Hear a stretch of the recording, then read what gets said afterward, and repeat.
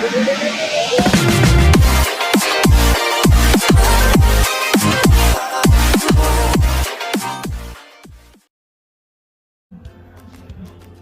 warahmatullahi wabarakatuh. Perkenalkan, nama saya Farhan Nurdin, biasa dipanggil Farhan, dari Prodi Sistem Informasi.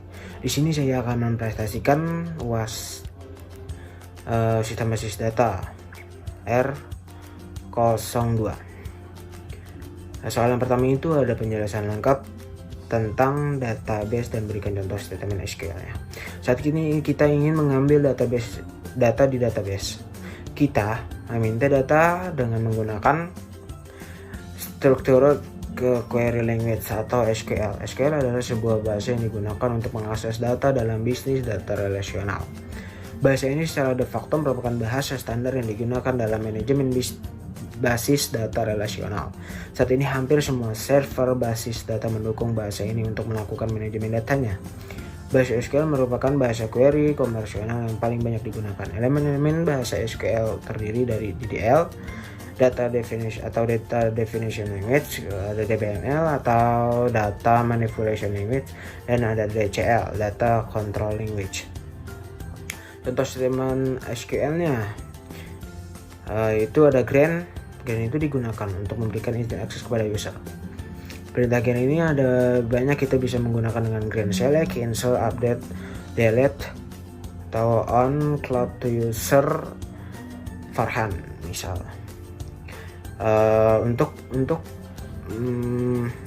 memberikan izin akses kepada semuanya, kita bisa mengetikkan dengan grant all privilege on bintang to kutip 1 Farhan kutip 1 kutip 1 localhost kutip 1 titik koma. Dan untuk menampilkan izin akses, kita bisa menggunakan show grants for kutip Farhan kutip kutip localhost kutip titik koma. Berikutnya ada revoke. Revoke itu digunakan untuk mencabut izin akses kepada user. Contohnya, bila kita ingin mencabut akses pada file-file tertentu, kita bisa menggunakan perintah revoke select, insert on from kutip nama user atau Farhan kutip kutip localhost kutip titik koma. Dan bila kita ingin mencabut hak akses ke semua file, kita bisa dengan menggunakan revoke all privilege on from kutip Farhan kutip kutip localhost titik koma. Dan berikutnya ada first privilege. First privilege itu suatu perintah untuk mengaktifkan perubahan yang terjadi pada user, seperti hak akses, penggantian password pada user, dan sebagainya. Perintah first privilege ini hukumnya wajib dilaksanakan setelah Anda melakukan perubahan secara langsung ke dalam tabel user atau ke dalam database MySQL. Dan nomor 2 itu ada pada batasan atau aturan dalam spesifikasi hubungan generalisasi dan spesifikasi terdapat istilah spesifikasi total dan spesialisasi sebagian. Jelaskan perbedaan dan berikan contohnya. Jawabannya itu ada aturan spesialisasi total. Aturan spesialisasi total itu proses spesialisasi secara total atau menyeluruh. Spesialisasi total digambarkan dengan garis ganda dari entitas subtype. Contohnya itu ada nama, alamat, tanggal lahir, ID pegawai. Dan itu semua itu yang dibutuhkan pegawai, atau itu semua data-data dari pegawai. Dan dari pegawai itu kita bisa menjadi sekretaris atau manajer atau teknisi. Dan di sekretaris itu bisa jadi menjadi tab speed, dan di manajer bisa jadi present, di teknisi bisa jadi grade. Yang itu berikutnya aturan spesialis bagian. Itu apabila proses spesialis yang tidak menyeluruh sehingga ada instansi yang tidak dapat direpresentasikan dalam step. Contohnya itu misal ada pegawai Dan pegawai itu bisa jadi manajer,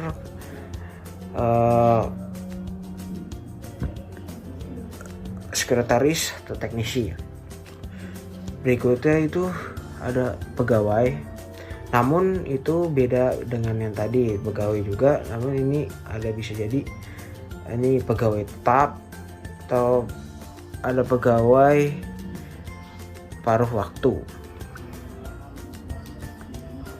Soal nomor 3, normalisasi adalah proses pengelompokan atribut-atribut dan suatu relasi sehingga membentuk well-structured relation. Apabila belum normal akan terjadi anomali, antara lain insertion anomaly, deletion anomaly, dan update anomaly. Beri penjelasan lengkap serta contoh anomali tersebut. Jawabannya itu ada insertion anomaly. Insertion anomaly merupakan error atau kesalahan yang terjadi sebagai akibat dari operasi penyisipan atau insert, tuple atau record pada sebuah relasi.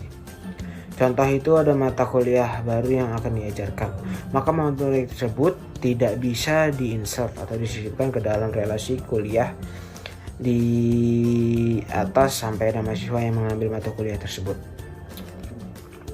Delete anomaly merupakan error atau kesalahan yang terjadi sebagai akibat operasi penghapusan atau delete terhadap record dari sebuah relasi. Contoh, mahasiswa dengan NPM atau NIM sekian pada relasi kuliah tersebut memutuskan untuk batal untuk ikut kuliah tersebut karena ia merupakan satu-satunya peserta kuliah tersebut. Maka bila record tersebut dihapus, maka yang berakibat hilangnya informasi bahwa mata kuliah tersebut biayanya 180. Berikutnya ada update anomaly. Update anomaly itu merupakan error atau kesalahan yang terjadi sebagai akibat operasi perubahan atau update record dari sebuah relasi. Contoh, biaya kuliah untuk mata kuliah tersebut pada relasi kuliah tersebut akan dinaikkan, misal dari 75 menjadi 150. Maka harus dilakukan beberapa kali modifikasi terhadap record atau tapel mahasiswa yang mengambil mata kuliah tersebut agar data tetap konsisten. Berikutnya ada nomor 4. Nomor 4 itu beri penjelasan lengkap terkait tahapan proses normalisasi. Jawabannya itu normalisasi adalah proses pengelompokan atribut data yang membentuk intensitas sederhana, non-redundan, fleksibel, dan mudah beradaptasi, sehingga dapat dipastikan bahwa database yang dibuat berkualitas baik. Tahapan normalisasi yaitu ada non-normalized form atau NF, yang itu merupakan bentuk tidak normal berdasarkan data yang diperoleh dan mengandung kerangkapan data. First normal form, itu ada 1NF, yaitu intensitas yang atributnya memiliki tidak lebih dari satu nilai untuk contoh tunggal intensitas tersebut. Berikutnya ada second normal form 2NF atau 2NF, intensitas yang atribut non-primary key-nya hanya tergantung pada full primary key. Berikutnya ada third normal form atau 3NF, intensitas yang atribut non-primary key-nya tidak bergantung pada atribut non-primary key yang lain. Berikutnya ada Boyce Code Normal Form atau BCNF, dilakukan remove multi-valued dependent atau BCNF jika terjadi jika masih terdapat anomali pada bentuk 3NF dikarenakan relasi memiliki lebih dari satu candidate key. Berikutnya ada 5 normal form atau 5NF. Tahapan ini dilakukan untuk mengatasi terjadinya join dependent, pemecahan relasi menjadi dua sehingga relasi tersebut tidak dapat digabungkan kembali menjadi satu. Ya, sekian presentasi dari saya. Kurang lebihnya mohon dimaafkan. Wabillahi taufik wal hidayah. Wassalamualaikum warahmatullahi wabarakatuh.